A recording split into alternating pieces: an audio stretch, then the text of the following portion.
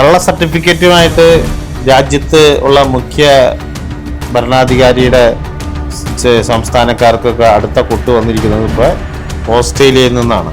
അതെ, ഓസ്ട്രേലിയൻ സർക്കാർ ഇന്ത്യൻ വിദ്യാർത്ഥികൾ, അതായത് ബീഹാർ, ഗുജറാത്ത്, ഉത്തർപ്രദേശ്, ഹരിയാന, പഞ്ചാബ് 5 സംസ്ഥാനങ്ങളിലെ അപേക്ഷകർക്ക് ഇപ്പോൾ ബ്ലാക്ക് ലിസ്റ്റ് ചെയ്തിരിക്കുകയാണ്. വിസ നൽകുന്നില്ല.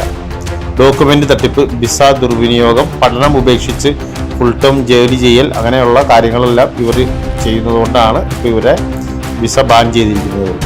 ഫെഡറേഷൻ യൂണിവേഴ്സിറ്റി, വെസ്റ്റേൺ യൂണിവേഴ്സിറ്റി അടക്കം എല്ലാ ഉന്നതമായ യൂണിവേഴ്സിറ്റികളും എല്ലാം തന്നെ ഈ 5 സംസ്ഥാനക്കാരുടെ വിസ ബാൻ ചെയ്തേക്കാം.